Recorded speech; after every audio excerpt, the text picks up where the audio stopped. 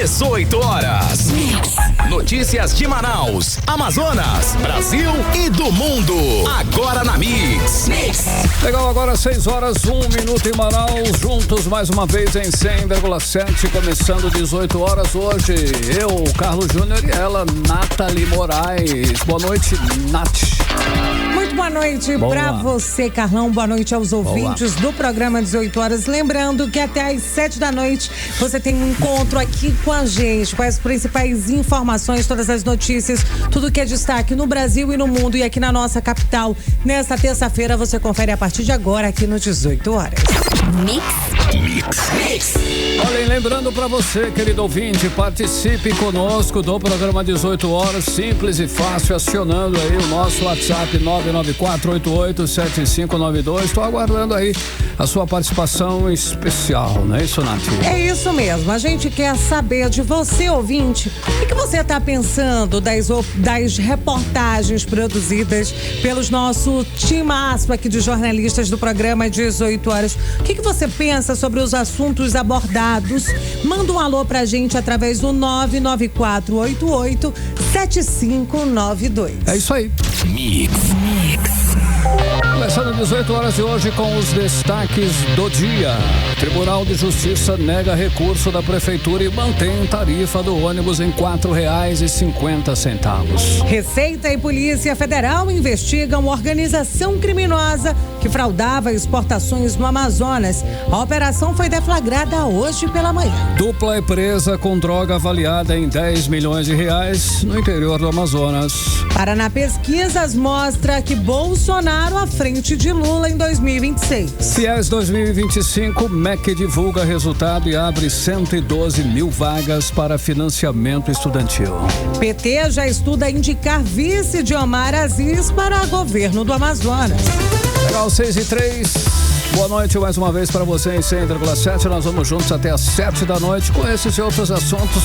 Os destaques desta terça-feira, dia 18 de fevereiro de 2025, no ar para você aqui no melhor mix do Brasil, mais uma edição do 18 horas. 18 horas. Olha só, em atenção, você, querido ouvinte, o aumento da tarifa de ônibus foi barrado mais uma vez pela Justiça Federal. O Tribunal de Justiça do Amazonas negou o pedido da Prefeitura e também do IMMU para liberar aí o reajuste que levaria a passagem de R$4,50 para R$5. Essa decisão já tinha inclusive sido, né, publicada pública, todo mundo ficou sabendo, foi tomada na semana passada pela terceira vara da Assembleia Pública e agora foi mantida pela desembargadora Mirza Thelma de Oliveira Cunha, ou seja, nada de aumento, continua em R$4,50 e não R$5. Mais uma vez aí bloqueado, né, Nathalie? Você tem detalhes sobre esse assunto?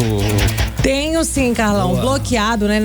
Na tarde, já no início da noite da última sexta-feira, a gente teve esse imbróglio e teve essa decisão por parte do Tribunal de Justiça aqui do Amazonas. Esse pedido já tinha sido negado antes pelo desembargador plantonista, né? E agora passou aí pelo crivo da segunda Câmara Civil, que manteve tudo como está, ou seja, o preço permanece congelado. A tarifa do transporte público aqui na nossa capital permanece em R$4,50.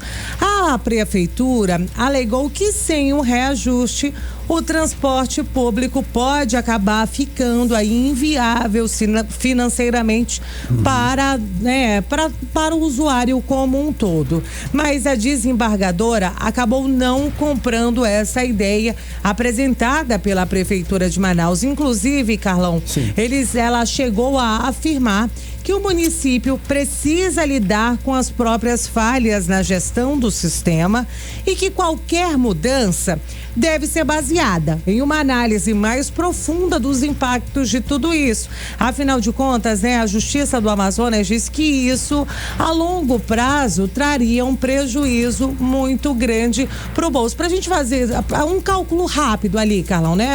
Para quem trabalha ali naquela escala 6x1.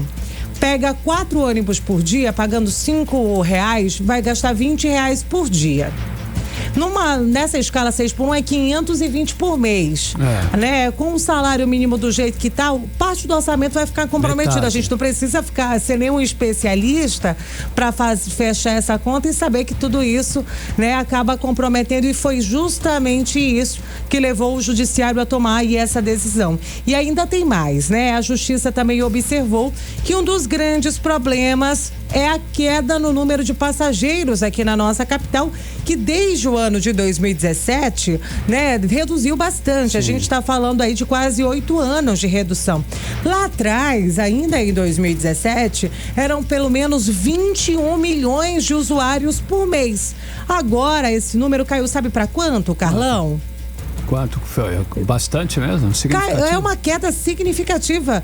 A gente está falando de 10,9 milhões de usuários do transporte público aqui da nossa capital. Isso realmente significa ali menos da metade da arrecadação e um rombo gigantesco para os cofres públicos, que já bancam aí mais da metade do custo do transporte em Manaus. Só para os nossos ouvintes terem uma ideia, no ano passado, em 2024, o total do transporte público foi de quase 926 milhões de reais, enquanto a arrecadação com essas tarifas ficou em 404 milhões de reais, ou seja, a Prefeitura de Manaus teve que cobrir ali um buraco de mais de R$500 bilhão. E a Justiça disse o seguinte, que antes de jogar esse custo no bolso do passageiro, no bolso do nosso ouvinte, né? Sim. O que a Justiça quer? Que a administração precisa garantir transparência nos cálculos e buscar soluções mais equilibradas diante de tudo isso. Em outras palavras, Carlão, né? Nada da tarifa de R$5. Nada, esse valor realmente agora não vai ser repassado para a população manauara por enquanto, mas essa história a gente sabe, Carlão, ainda tem muito pano para manga, muitas águas vão rolar aí nos próximos dias e a gente segue de olho, a gente segue acompanhando para trazer qualquer novidade para os nossos ouvintes. Você fique ligado aqui no 18 horas que qualquer novidade sobre esse assunto, sobre essa novela, que de muitos capítulos a gente vai atualizar aqui na programação da Mix. Agora, Natália, a gente sabe por que caiu tanto assim, de 20 milhões caiu para 10 milhões de usuários? Será que todo mundo comprou carro, tá indo a pé? Não, Carlão, cada vez mais, né? Desde 2017 a gente teve a chegada aí dos aplicativos aqui da nossa capital. Muita gente também durante a pandemia acabou migrando, né, para o transporte de 2 rodas, o que começou ali sendo também um ganha-pão para muita gente e também serve como meio de transporte. É quase o mesmo preço, às vezes, do ônibus e da moto, por exemplo. Né? Exatamente. Ó, por exemplo, eu não moro tão distante do trabalho. Então, por exemplo, da minha casa aqui pra rádio, a tarifa tá em média R$8, R$8,60. Aí você imagina, você vai pagar R$5 no transporte público, pagar R$5 para andar de busão, e aí você podendo ir no conforto ali do transporte por aplicativo, né? É uma diferença pouca, então muita gente acaba optando aí por esse conforto com segurança e muitas vezes com uma qualidade bem maior, Carlão. Beleza, Natália. Agora 6:09, você no melhor mix do Brasil, 18 horas no ar, com os detalhes do dia para você. 18 horas. Olha só, a Polícia Federal e a Receita Federal deflagraram nesta terça-feira a Operação Publicanos, que investiga uma organização criminosa atuante na fronteira entre Brasil e Venezuela. Foram cumpridos aí 12 mandados de busca e apreensão nos estados do Amazonas, lá em Roraima e também lá em Santa Catarina. A Justiça determinou o afastamento de um funcionário público, além de restrições para outros investigados, Nata. Esse esquema envolvia aí a simulação de exportações para obtenção de isenções fiscais. Na prática, as mercadorias nunca deixavam o Brasil ou retornavam para serem revendidas sem pagar ali os impostos, né? Causando prejuízos milionários aos cofres públicos e uma concorrência desleal no mercado interno, Carlão. Para falar sobre esse assunto, a gente conversa agora ao vivo com o repórter André Meirelles, que tem mais detalhes dessa operação. Boa noite, André. Conta para os nossos ouvintes, então, um servidor da Receita Federal é suspeito de colaborar aí com esse esquema. Os endereços dele foram alvos de busca e apreensão na manhã dessa terça-feira. Conta para os nossos ouvintes. Boa noite, André. Muito boa noite, Nathalie. Boa noite, Carlão. Boa noite a você que nos acompanha aqui na 100.7, também pelas redes sociais. Nathalie, o auditor fiscal da Receita Federal, foi alvo dessa operação por suspeita de fraudes em exportações aqui do Brasil para a Venezuela. Esses crimes investigados, eles são por corrupção ativa e passiva, também por contrabando, descaminho, evasão de divisas, lavagem de dinheiro e, claro, organização criminosa. A Justiça Federal também determinou o afastamento do auditor fiscal por 120 dias e também o recolhimento do passaporte dele. Outros 2 investigados estão proibidos de deixar o país. A Polícia Federal disse que os investigados eles simulavam essa exportação para a Venezuela com o objetivo aí de receber as isenções fiscais, só que aí os produtos retornavam para serem vendidos no Brasil, que causava prejuízo, como você falou aí, Nathalie, aos cofres públicos e também a concorrência desleal com o mercado interno. Foram cumpridos aí 12 mandados de busca e apreensão em Boa Vista e Pacaraima, ao norte de Roraima, na fronteira com a Venezuela, e Bonfim, na fronteira com a Guiana, e nas cidades de Itapema, em Santa Catarina, e aqui também nessa operação que aconteceu logo pela manhã em Manaus, a capital do Amazonas. Essa operação, ela é batizada de Operação Publicanos, ocorreu aí com apoio da Corregedoria da Receita Federal. Essa ação ela envolve mais de 50 policiais federais e 20 servidores da Receita, né? E a gente acompanhou toda essa operação que aconteceu e também dentro desta operação que também faz parte aí de uma organização criminosa, o Ministério Público Federal instituiu, inclusive, um programa aí, do Grupo Nacional de Apoio ao Enfrentamento ao Crime Organizado, o GAECO, para prestar apoio especializado aos procuradores naturais em todo o território nacional. O que acontece? Essa iniciativa é para fortalecer a ação contra o crime organizado, né? Tanto em âmbito nacional quanto interestadual, ou seja, em todo o país, como também cada estado aí vai ter esse grupo especial para ajudar em busca aí desses criminosos que se infiltram, até mesmo como a gente viu, um auditor da Receita Federal estava aí envolvido nessa ação criminosa e também em grupos criminosos. Então está sendo preparada esse programa aí para ajudar aí também na investigação, no trabalho da Polícia Federal e de outros órgãos federais e estaduais para identificar ações criminosas, principalmente também dentro desses órgãos que a gente acompanhou aí, como a Receita Federal e outras situações também que a gente já trouxe aqui. A gente tem inclusive a fala do capitão veterano do BOP do Rio de Janeiro, Paulo Storani. Ele fala aí sobre a importância dessa ação. A retomada do protagonismo dos procuradores federais para iniciar investigações, apurar denúncias e buscar articulação com os GAECOs estaduais.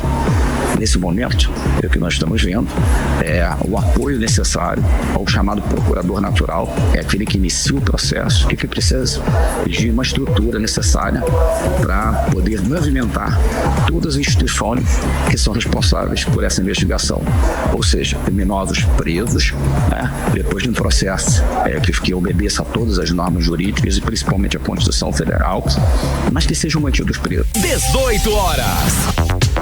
Tá, então, Nathalie e Carlão, a gente conferiu a fala do capitão do BOP do Rio de Janeiro, Paulo Storani, que falou aí sobre a importância dessa ação, porque a gente está trazendo aqui a informação de uma operação contra empresários e um auditor da Receita Federal por suspeita de fraudes em exportação do Brasil para a Venezuela, né? Um crime aí que aconteceu de corrupção ativa e passiva, contrabando, descaminhos, lavagem de dinheiro e uma organização criminosa que foi aí então alvo da Polícia Federal junto com a Receita Federal. E aí surge agora, né, esse programa do GAECO, tanto em âmbito nacional quanto estadual, que vai agora ajudar nessas investigações e principalmente nesses alvos aí que estão dentro de órgãos públicos, também federais, estaduais, para identificar, né? O GAECO também ele deve estabelecer articulação operacional e comunicação com órgãos e entidades da administração pública com foco na investigação, prevenção e combate também à criminalidade organizada, para atuar aí de forma conjunta e coletar essas informações de inteligência. O grupo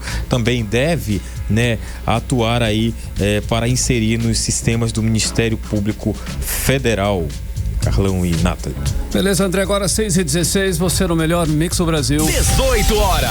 Olha só, saiu, né, mais uma pesquisa eleitoral e a novidade nessa pesquisa aí, nesse jogo político, é que incluíram o ex-presidente Jair Bolsonaro e mais uma vez ele aparece na frente de Lula em cenário de primeiro e também de segundo turnos. Olha aí, Nathalie Moraes. Pois é, Carlão, olha só todos os desdobramentos aí dessa pesquisa. Vamos passar agora para os nossos ouvintes. O levantamento do Instituto Paraná Pesquisas, divulgado hoje, mostra o ex-presidente Jair Bolsonaro ligeiramente na frente do atual presidente Lula no primeiro turno. Só para que os nossos ouvintes tenham aí uma ideia, o Bolsonaro, se as eleições fossem hoje, ele teria pelo menos 36% das intenções de voto, enquanto o Lula aparece com 33,8%. Isso tudo, né, Carlão, é reflexo da baixa popularidade de Lula, cuja aprovação do governo despencou e não foi pouco nas últimas semanas. Olha só, no segundo turno, segura essa aí, ouvinte, Bolsonaro venceria Lula por 45 contra 40,2%. Agora, além dos dois, a pesquisa também mediu como estão outros possíveis candidatos. Essa pesquisa foi contratada e paga pelo PL, Partido de Bolsonaro. E olha essa surpresa, Carlão e ouvintes. Ciro Gomes tem 7,7%. Mas sabe quem também apareceu nessa lista? Eu sei. Menino, não tá? É o cantor Gustavo Lima. Olha só que surpresa, né? O embaixador, o cantor Gustavo Lima, marcou aí 5,1% das intenções de voto. Será que vem aí um presidente, um embaixador, um cantor sertanejo, Carlão? No Brasil, né? Tudo é possível. Os números mostram que a política e sertanejo estão andando lado a lado e essa é uma coisa que apontou a pesquisa. E além dele, tem o Ronaldo Caiado, lá de Goiás, Eduardo Leite, ambos com 2,7%, e Helder Barbalho, aqui do Pará, que apareceu com 1,1%. Agora, entre brancos e nulos, deu 6,8% e 4,1%. Da galera que ainda não sabe, né? Que ele não sei ainda em quem vou votar, não prefiro ninguém por enquanto, vou dar um tempo para dar a minha opinião. Não é isso, Nathalie? Carlão, mas aí a gente tem aquela opção, e se a gente tirasse o Bolsonaro ali da jogada, botasse ele ali para escanteio? A pesquisa testou outro cenário também. E aí, nesse cenário, nesse novo contexto, o Lula lidera com 34,1%, seguido ali pelo Tarcísio Lima de Freitas, que apareceu com 21,9%. Ele tem uma representatividade muito grande lá em São Paulo, né, Carlão? Sim. E aí, quem também aparece é o embaixador, o Gustavo Lima, ali que ficaria na terceira posição, apareceu aí com 11% dos votos válidos. Ciro Gomes vem em seguida com 10% e Ronaldo Caiado ficou com 4,1%. E tem outro cenário interessante também pra gente divulgar aqui. Quando o nome de Ratinho Júnior, que inclusive é governador, entra na disputa, Lula aparece com 33,8%. Ratinho Júnior com 15% e de novo ele, que, né, você é fã inclusive, Nathalie, que eu sei, o Gustavo Lima tá com 13%. Ai, Carlão, só você mesmo, né, pra me fazer sorrir de coisa séria, viu? Agora, se for sem o Lula, como é que fica esse cenário? A pesquisa também simulou esse caso. E aí, né, a gente jogando o Lula pro escanteio, quem aparece ali em primeiro lugar nos votos válidos, o Tarcísio de Freitas, tá? Ele lidera com 23,9% dos votos, seguindo ali do Haddad com 18,9%. E o Ciro Gomes ficaria ali em 16,7%. E adivinha? Ah, não. De Quem novo, vai não. aparecer, Carlão? De novo, não. O seu ídolo, Gustavo Lima, mais uma vez com 12,4% Então, dos votos. todos os cenários ele aparece. Essa é a real, não é isso? É isso, Carlão. Além disso, aparecem Ronaldo Caiado com 4,2%, Eduardo Leite com 3,8% e Helder Barbalho com 1,3%. Ou seja, a corrida para 2026 já começou, né? Já começou, está começando, mas pode-se dizer que já começou e está, inclusive, pegando fogo e, pelo visto, ainda tem, né? Com certeza, você já até falou, tem muita água para rolar aí, tem muita coisa para a gente ver.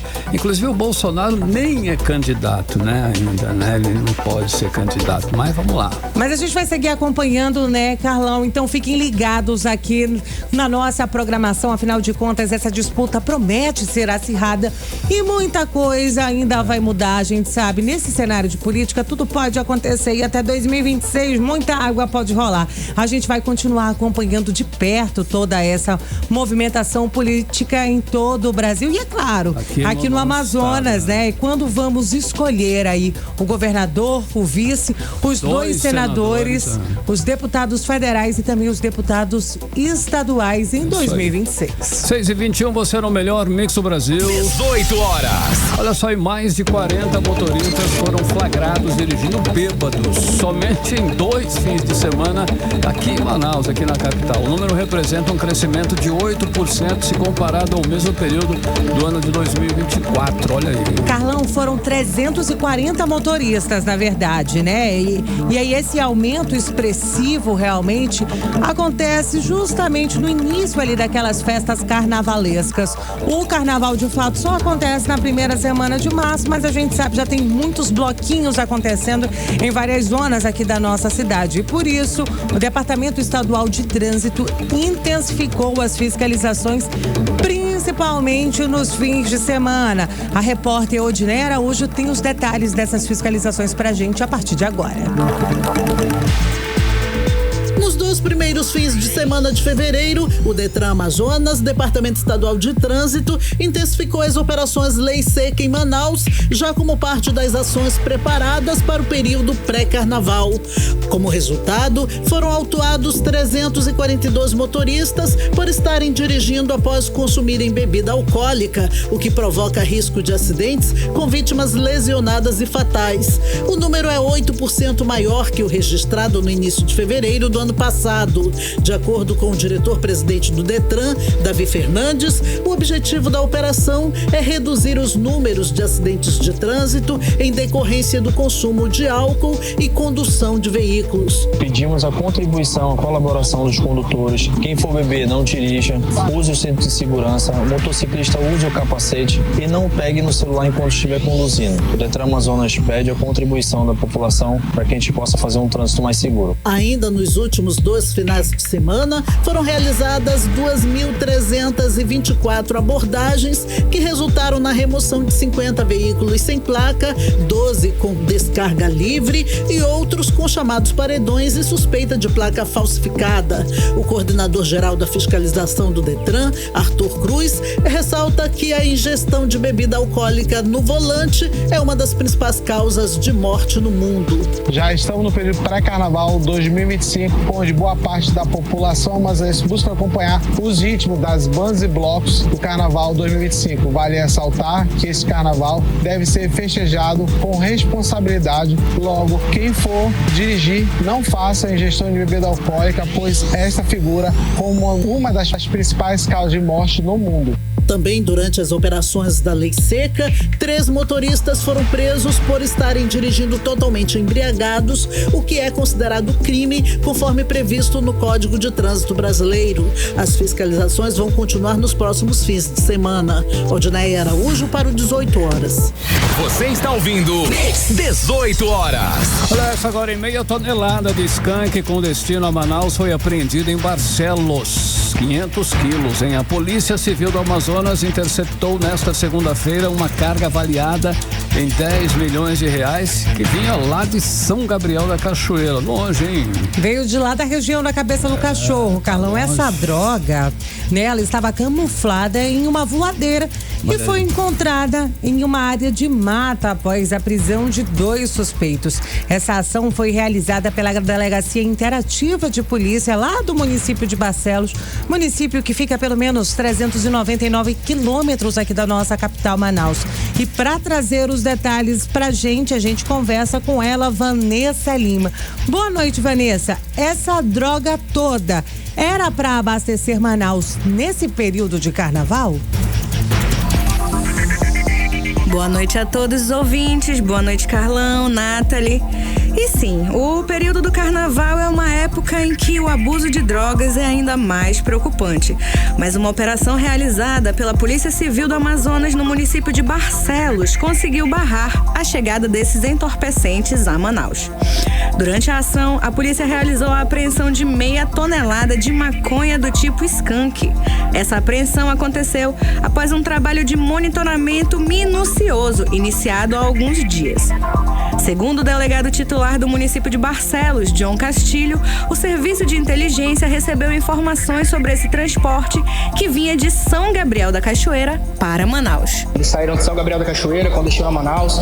No caminho nós fizemos todos os monitoramentos, nós víamos investigando essa dupla há algum tempo já, sob a suspeita de que eles estavam transportando grande carregamento de drogas para Manaus, e nessa viagem nós conseguimos interceptá-los, localizamos a droga em uma zona de mata com apoio da Guarda Civil Municipal. Nós acessamos o local, fizemos a incursão e conseguimos localizar os entorpecentes. A polícia detectou que os traficantes estavam usando uma rota que vinha da Colômbia para trazer a droga para Manaus. E após a investigação sobre os 2 interceptadores, a polícia descobriu que os 2 fazem parte de uma organização criminosa e conseguiu identificar os suspeitos e apreender a droga, como afirma agora o delegado. São integrantes dessa organização criminosa, estavam a serviço da organização, tem como função o transporte, entretanto não são apenas contratados, apenas mulas, né, como a gente costuma chamar. Eles estavam a serviço da organização criminosa e são integrantes dela. Os 2 suspeitos foram atuados em flagrante por tráfico de drogas e associação para o tráfico. Eles permanecerão à disposição da Justiça do Estado do Amazonas. Volto com vocês no estúdio, Nathalie, Carlão.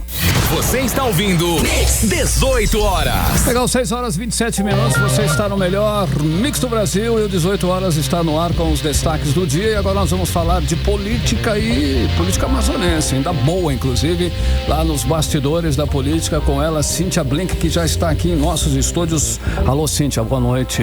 Boa noite, Carlão, boa noite, Nathalie, boa noite pra você que tá com a gente na 100.7. Da boa a gente vai ver agora, mas vamos embora, né? Você é biscoiteira, não, né, Cíntia Blink? Depende do dia, né? Depende do dia, às quintas eu sou mais. Diz que o presidente da Assembleia, o Roberto Cidade, chamou de biscoiteiro quem está criticando a redução do número de sessões na Alian. Porque eu também critiquei, então por isso que eu te perguntei. Então, apesar dele trazer esse biscoiteiro de uma forma assim, né, que caberia a qualquer um de nós, sim, esse biscoiteiro, ele tem nome, sobrenome, endereço, arroba. CEP, tudo. Quem é? Tudo. Conta logo. É porque logo que aconteceu, porque realmente, se você for no texto da lei, do regimento, não há nada falando que as sessões devem ser às terças, quartas e quintas, ou seriam só nas terças e quarta à tarde. Não tem isso, mas tem que a mudança é quando os deputados entenderem que deve se mudar ali a semana do regimento, isso pode acontecer. E aí pode ser a qualquer momento, pode ser sábado, pode ser domingo, não está específico. Só que ok, vale o texto da lei, mas vale o que é dito pelos deputados. E os deputados informaram que mudaria para terça, quarta-feira pela manhã e quarta-feira à tarde. Sim. Certo. Aí, o vereador Rodrigo Guedes, que não é deputado, mas ele foi lá na casa e foi lá na frente da Assembleia e fez um vídeo. Exato, Carlão. Fez um vídeo falando que isso era imoral e tal. Rodrigo Guedes não agradou os deputados, entre eles o presidente da casa. Sim. E a resposta do presidente foi dada hoje, na sessão de hoje, né? Ele foi à tribuna e falou que as coisas não são como estão sendo divulgadas e os biscoiteiros que estão aproveitando desse momento. E essa discussão levou até ao debate lá entre o Wilker e Rodrigo Guedes, que a gente chegou a comentar por aqui. Vai ter esse debate, essa coisa fora? Eles já se encontraram em um portal aí. Já? Mas não rendeu nenhum assunto que valesse a pena a gente conversar aqui. Quando for jornalismo, eu trago. Tá. E aí, ele sobe à tribuna para falar que não há nada no texto que diga que vai ficar menor o número de dias. Mas ele falou que pode até aumentar, porque eles quem vão decidir quando que vão ser as sessões. E disse que essa semana vai ser terça, quarta e quinta, como já estava combinado desde sempre. Eu acho, aqui já é minha opinião total, que rolou o seguinte: seria mesmo terça e quarta pela manhã e pela tarde, porque era o que todos os deputados comentavam. Mas aí, como rolou tudo isso, a repercussão disso não foi nada bacana. O Rodrigo Guedes falou, mas muita gente falou também. Eles retromarcharam, como dizem, né? Eles voltaram atrás e decidiram deixar a semana cheia, digamos assim, cheia de 3 dias, né? Que é o tempo de sessão normal. Mas eu acho que vai ter um momento, sim, em que teremos a quarta-feira pela manhã e pela tarde, para que eles possam ir para o interior, de acordo com o que está sendo dito, né? Que é o grande objetivo no fim das contas. Beleza. Blink, agora há pouco, né? Eu falei para os nossos ouvintes que a gente vai continuar acompanhando todas essas movimentações para a eleição de 2026 e esse já é o nosso assunto agora. O PT, inclusive, já estuda ser vice do Omar Aziz. A gente já tem nome, sobrenome e arroba de quem seria essa pessoa do PT ou ainda não, ou só especulações. O PT não decide isso assim, não. O que temos é um sonho, Nathalie, um sonho petista aí, porque... Omar Aziz ser cotado para o governo, a gente ouve falar disso desde 24, assim, como se estivesse muito longe. Mas desde 24, desde muito tempo a gente sabe que Omar quer ser governador e que ele tem ali um grupo junto com Davi Almeida.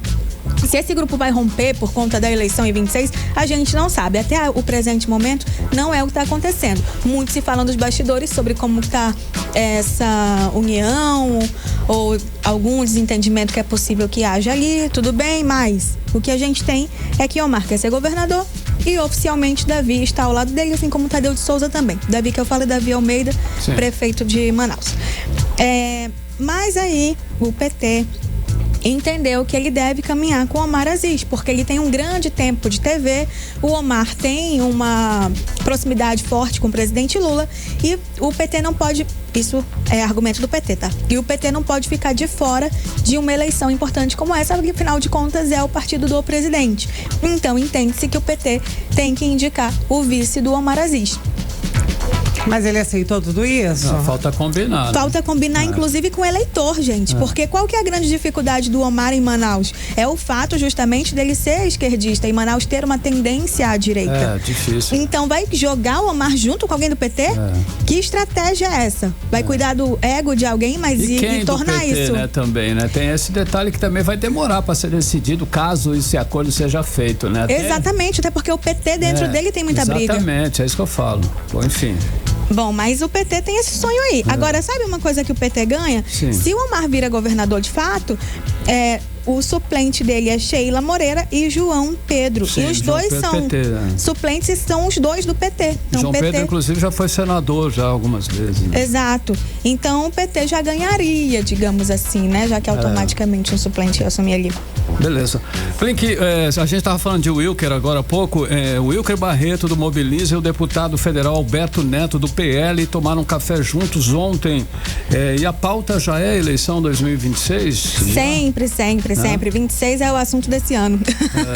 Então, essa proximidade de Alberto Neto com o Wilker Barreto se dá, né? Fala-se nos bastidores que é por conta de, Alberto Neto a gente até já sabe que ele tem pretensão aí ao Senado, o PL tem essa ideia junto com ele, esse plano, esse projeto junto com ele.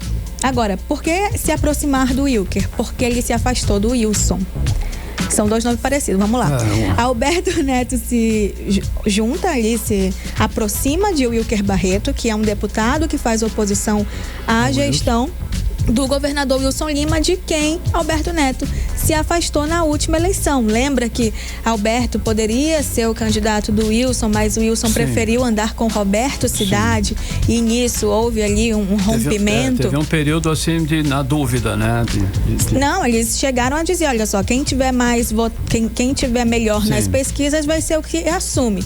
Alberto Neto disse que ele se saiu melhor na pesquisa, Roberto Cidade disse que foi ele quem saiu. No fim, o Wilson compra a ideia ali, o projeto Roberto Cidade, e se afasta de Alberto Neto. Agora, até 26 tudo pode mudar, mas por enquanto o que a gente vê é Alberto Neto se aproximando de quem faz oposição ao Wilson Lima. Ele quer vir pro Senado.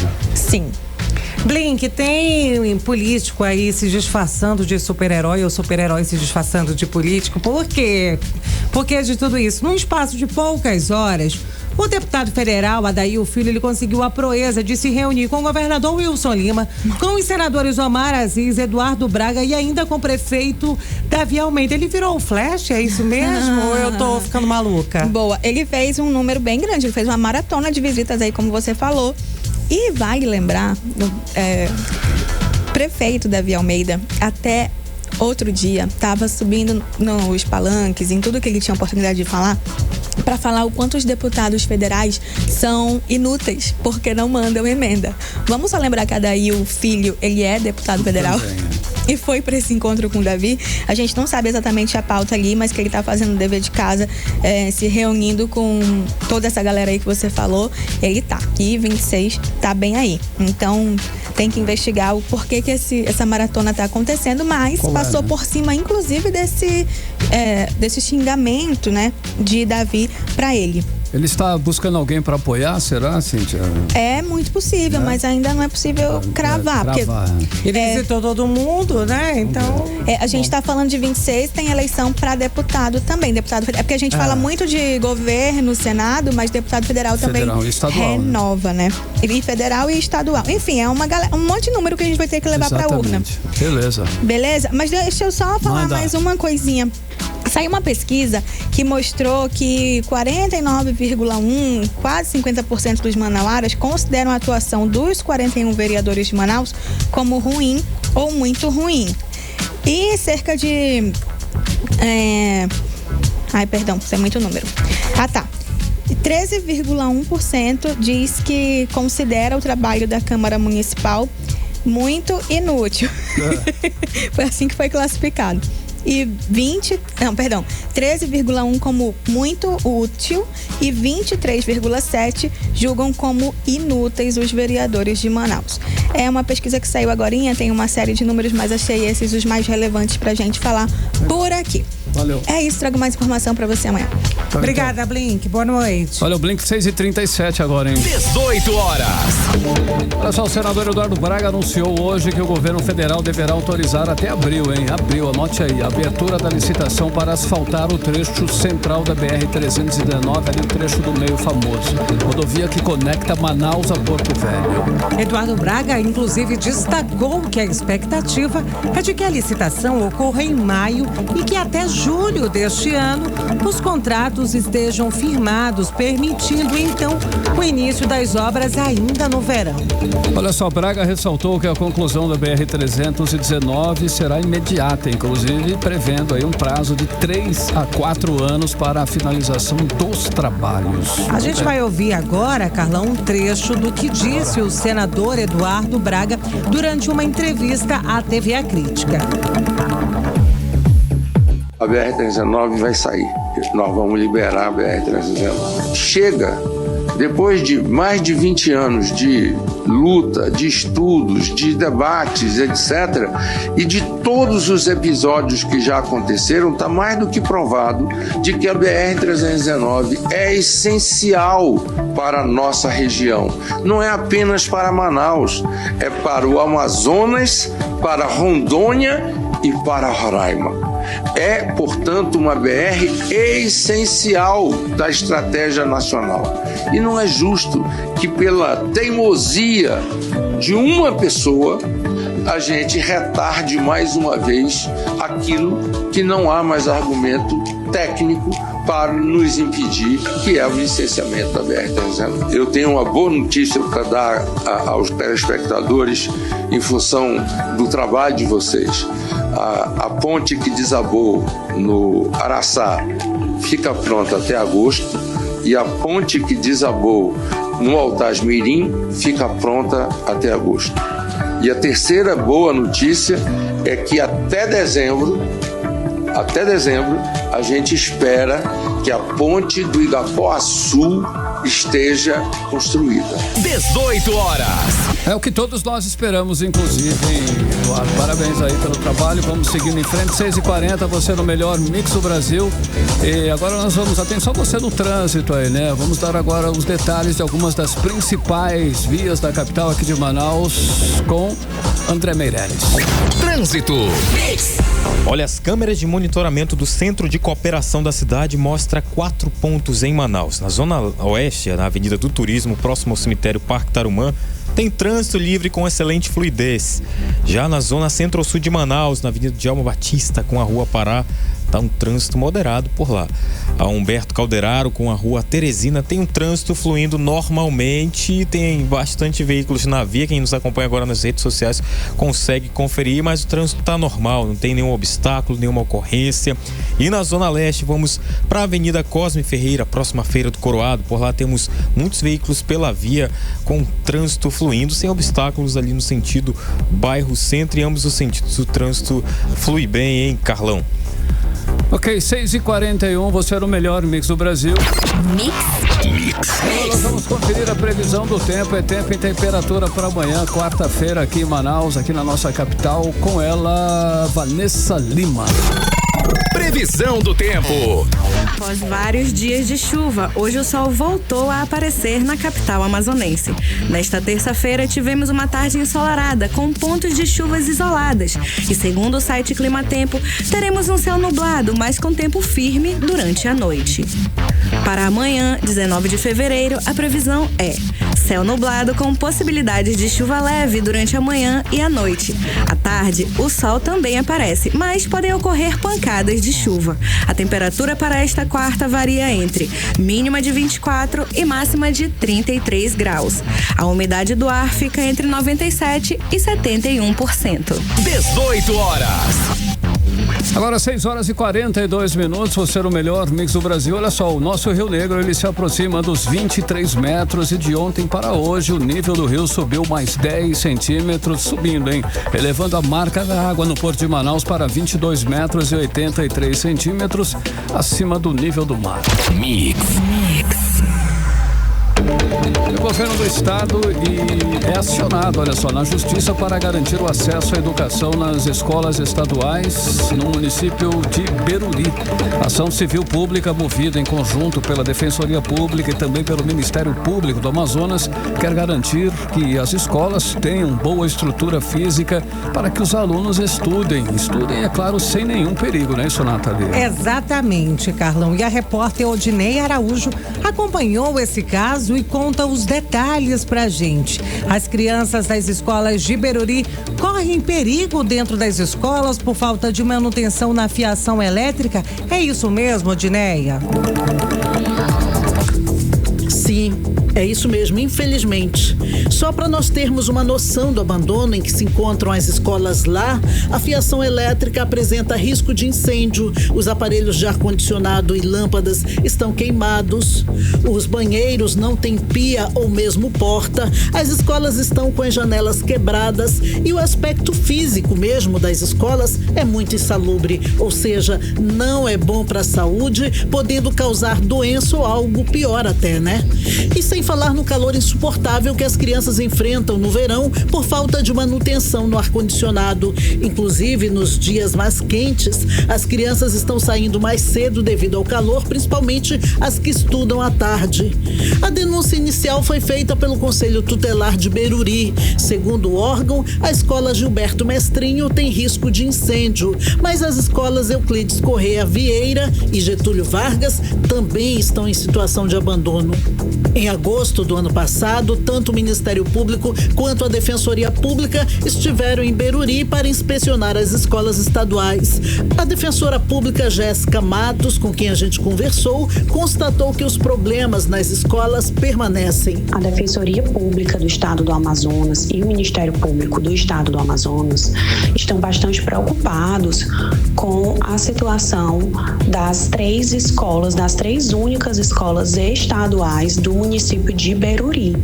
Por quê? Porque desde julho, as 2 instituições receberam as denúncias encaminhadas pelo Conselho Tutelar quanto à precariedade da infraestrutura dessas escolas, onde foi apontadas falhas na fiação elétrica, queimas de aparelho de ar-condicionado, de lâmpadas.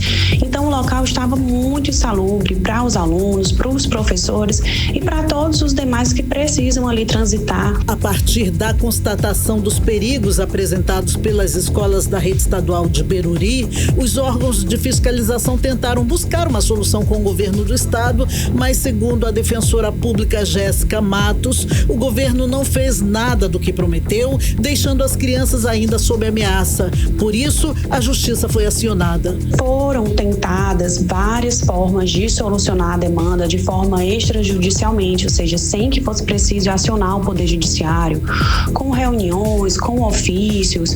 A Secretaria da Educação diz que iria resolver o problema, mas acontece que não foi resolvido, ao ponto de que foi necessário, em outubro, as 2 instituições ajuizarem uma ação civil pública para condenar o Estado do Amazonas a fazer essa reforma e, em sede de liminar, para que fosse aplicada multa diária por cada dia em que não houvesse essa reforma, bloqueio de bens.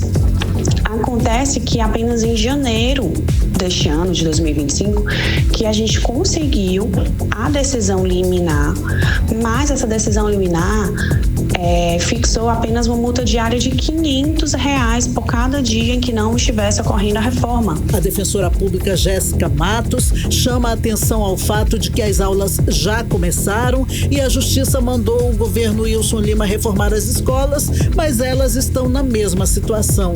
As aulas já começaram, os alunos estão nessas salas de aula que estão extremamente insalubres e ainda assim nada foi feito.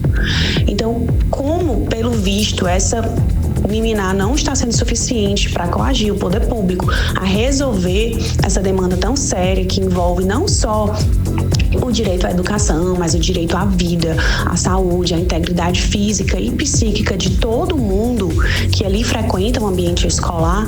Então, as 2 instituições, mais uma vez, entraram com o que a gente chama agravo de instrumento, que é um recurso dessa liminar, para que o Tribunal de Justiça reanalise e verifique se não é possível a gente fixar uma multa diária de pelo menos R$10 mil e bloquear esses bens para que, pelo menos, já que o Estado não está conseguindo fazer essas reformas, que então terceiros possam, se aproveitando desses valores que estão bloqueados, rapidamente fazer a reforma. Mas o que não dá é essas escolas ficarem do jeito que está. Como o governo do estado fez pouco caso da decisão da Justiça do Amazonas e não fez nenhum reparo nas escolas de Beruri, a Defensoria Pública e o Ministério Público Estadual protocolaram uma ação junto ao Ministério Público Federal pedindo apoio para que as crianças de Beruri tenham o direito de estudar de forma segura e digna. Nesse novo pedido, o Estado foi ordenado a corrigir todos esses problemas, a fazer a manutenção elétrica e hidráulica das escolas e trocar os aparelhos de ar-condicionado em até 20 dias. Se o Estado não cumprir, ele pode ser multado em R$10 mil por dia e até ter os bens bloqueados. O governo do estado não se pronunciou sobre a situação das escolas estaduais lá do município de Beruri até o fechamento dessa edição. Eu volto com vocês. Você está ouvindo 18 horas. Agora são 6h48. Você no melhor mix do Brasil. Olha só, hein? A Operação Cavalo de Aço intensifica a fiscalização no trânsito. Em cerca de 600 motocicletas foram abordadas nesta terça-feira durante uma grande operação conjunta. Inclusive essa operação realizada na Avenida Natan Xavier, que fica na zona norte da cidade, Nathalie. Olha, Carlão, eu estive por lá na manhã de hoje e pegou muitos motociclistas que transitam pelas zonas norte e leste da nossa capital de surpresa. Essa ação faz parte da Operação Cavalo de Aço, que tem como objetivo combater ali as irregularidades no trânsito e garantir mais segurança para os motoristas e pedestres. O André Meirelles tem mais informações. Mais uma vez, André, boa noite para você. Então, quantas motocicletas foram aí recolhidas por irregularidades? Boa noite, Nathalie, Carlão. Olha, foram realizadas 598 abordagens, 102 autuações e 14 remoções ao parqueamento durante essa operação do Instituto Municipal de Mobilidade Urbana, que é o IMMU, que abordou aproximadamente 600 motocicletas. A ação aconteceu nesta terça-feira na Avenida Natan Xavier, na zona norte da capital. A Operação Cavalo de Aço ela foi promovida pela Prefeitura de Manaus por meio do IMU, da Guarda Civil Municipal e Batalhão de Policiamento de Trânsito, e tem por objetivo aí coibir irregularidades no trânsito, assim como apreender veículos irregulares em circulação na capital. Entre essas irregularidades verificadas estão a condução de motos sem a Carteira Nacional de Habilitação, a CNH, que é obrigatória, o uso de calçados inapropriados, as motocicletas com licenciamento atrasado, além de transporte de mais de 2 pessoas nas motocicletas. O diretor de operações do IMU, Stanley Ventilari, fala pra gente agora dessas irregularidades durante a operação. Nossa Operação Cavalo de Aço é a fiscalização das motocicletas como um todo, tanto com relação à documentação de moto, documentação de condutores e o estado de conservação dessas motocicletas. E também o objetivo de segurança viária. Estamos tendo muitos acidentes envolvendo motociclistas, principalmente com vítimas fatais. Encontramos diversas irregularidades. A principal irregularidade que a gente encontra é condutor que não possui CNH, então ele não pode estar conduzindo uma motocicleta.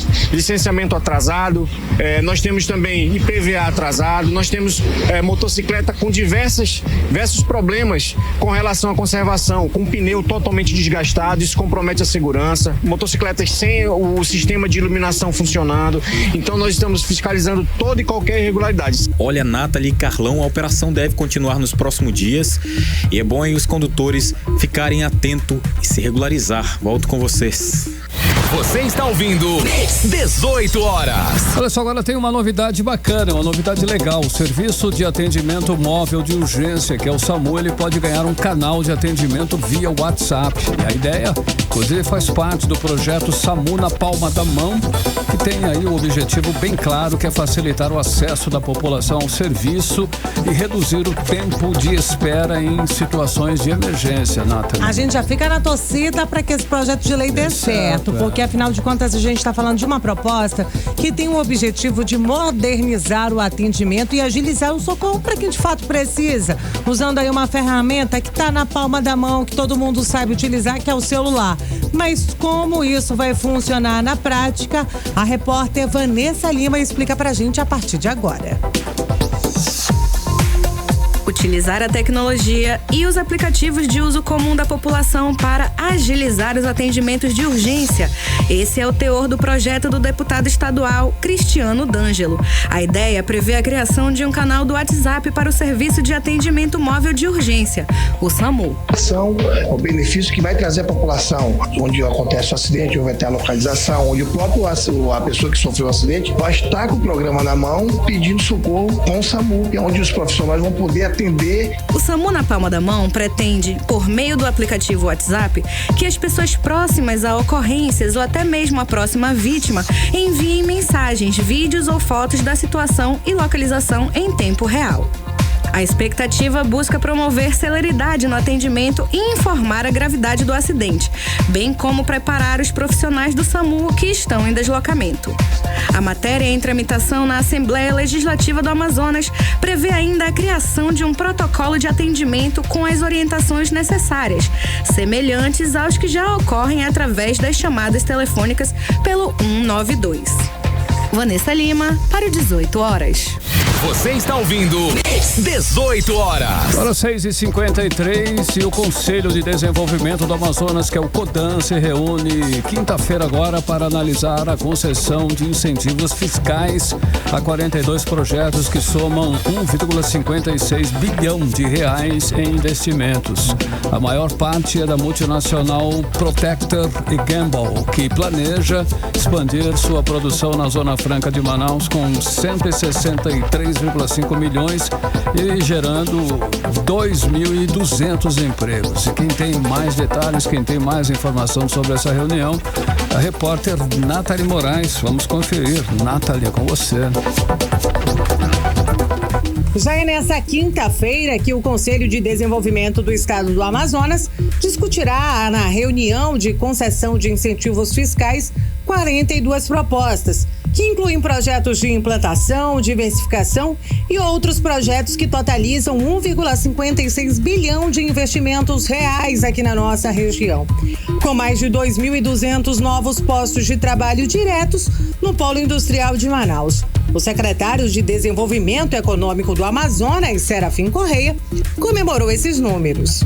O ano de 2025 começa muito bem para o CODAN, que é o Conselho de Desenvolvimento do Amazonas, órgão do governo estadual que concede os incentivos fiscais de ICMS. Para que se tenha uma ideia da grandeza da próxima reunião a ser realizada no dia 20, quinta-feira, às 10 horas da manhã, no auditório do Senai, teremos 42 projetos com total de investimentos da ordem de 1.560 bilhões, gerando 2.200 empregos. São números muito positivos. Todo esse otimismo gera uma grande expectativa para o setor, como afirma o secretário. O ano começando assim, a expectativa é que nos próximos meses as pautas serão melhores, serão mais recheadas de empregos e de investimento. O maior investimento previsto na pauta é da multinacional P&G do Brasil Limitada, que pretende destinar 1,63,5 milhões de reais para a diversificação de sua produção aqui na Zona Franca de Manaus. A empresa busca expandir a fabricação de escovas dentais, cartuchos de lâminas para aparelhos de barbear e outros produtos de higiene pessoal. Esse projeto prevê a adoção de novas tecnologias e também a ampliação da sua capacidade produtiva dentro da unidade, fortalecendo a presença da Procter & Gamble no estado. Com esse investimento, a empresa estima a criação de 436 empregos diretos e indiretos, consolidando a sua posição entre os principais empregadores do setor aqui na nossa região. Nathalie Moraes para o 18 horas. Você está ouvindo 18 horas. Economia. Agora conferindo os indicadores econômicos de hoje, o dólar fechou o dia em queda de 0,41%, agora cotado a R$ 5,68. O euro também fechou em queda, 0,77%, cotado a R$ 5,94. O Bitcoin terminou essa tarde em queda de 2,42%, está cotado agora no momento a R$ 537.404. E o Ibovespa fechou negativo, Carlão, com 0,27% aos 128.204 pontos. Olha só, Nathalie, falando de grana agora, em dinheiro, a Febraban divulgou hoje que a carteira de crédito no Brasil deve crescer 8,5% em 2025, abaixo, né? Abaixo aí da previsão inicial, que era de 9%, mas ainda assim com certeza um bom sinal para o mercado de recuperação, não é isso? Pois é, Carlão, em 2024 esse crescimento foi de 10,9%, segundo o Banco Central, ou seja, a expansão do crédito continua, só que num ritmo um pouco mais lento. Agora resta saber como isso vai impactar no bolso do consumidor. Mix. 18 horas. Esporte. Quando são 6 horas e 58 minutinhos, vamos agora dar um giro no esporte, o nosso giro esportivo aqui no 18 horas, começando com o Gavião do Norte, hein, que inclusive já está na área. O Manaus Futebol Clube embarcou no fim da manhã desta terça-feira rumo à sua estreia na Copa do Brasil em 2025. O destino, Rio Branco, no Acre, onde encara o Independência do Acre em jogo único, valendo vaga já na próxima fase, hein? E o técnico Júlio César Nunes está confiante para essa partida, viu, Carlão? Ele, inclusive, destacou que o Gavião chega forte para essa estreia na segunda maior competição nacional do ano. Segundo o técnico, o time mudou, estudou bem os adversários e agora foca na parte de regeneração e também todos os ajustes finais, já que a sequência de viagens e jogos tem sido muito pesada para o Manaus. Mas nada disso pode ser desculpa. Afinal de contas, o Manaus quer voltar para casa com a vaga carimbada. Tomara isso, então, jogo único, sem margem para erro. O Manaus precisa entrar ligado, porque só a vitória interessa e é o que nós estamos esperando realmente aqui em Manaus. E a semana é de decisão no futebol amazonense. Manaus, Amazonas, Manauara e Parintins seguem firme na briga pelo primeiro turno do Campeonato Amazonense de 2025 e vão aí encarar uma semana de treinos intensos antes das semifinais. Olha que não é fácil não, a parada é dura, é difícil. As semifinais serão em jogos únicos, sem vantagem para ninguém, ou seja, se der empate no tempo normal, a vaga na final será decidida nos pênaltis. Pressão total para quem chegar na grande decisão. E agora já são 19 horas, vamos direto para o editorial, Carlão. Editorial 18 horas. Olha só, o governador Wilson Lima parece não ter aprendido com o passado. Durante a pandemia, a falta de oxigênio custou vidas e agora ele tenta distrair a população dizendo que a saúde é sua nova paixão ao lançar o programa Saúde Amazonas Digital para, segundo ele, inclusive, modernizar e agilizar o atendimento na rede estadual de saúde por meio de soluções tecnológicas. Simples assim. Mas quem sofre com essa paixão, é claro, é o povo, enfrentando filas intermináveis, hospitais superlotados e atendimento precário. O pronto-socorro João Lúcio, com mais de 7.000 atendimentos por mês, continua sem médicos suficientes. O governo anunciou 2,5 milhões de reais para reformas, mas a realidade ainda é de caos. UPAs e UBSs seguem em situação crítica, sem estrutura, sem segurança e com algumas até sob o domínio do crime organizado. Dizer que vai resolver o colapso da saúde com aplicativos de mensagem é brincadeira. A população não precisa de discursos vazios, mas de ação concreta. O tempo das desculpas já acabou, passou, ou se age ou se assume a culpa pelo colapso na saúde, e assim. 18 horas. Para o 71, boa noite, Nathalie, boa noite, ouvintes, até amanhã. Boa noite. Você ouviu 18 horas. As notícias do Brasil e do mundo. De volta amanhã.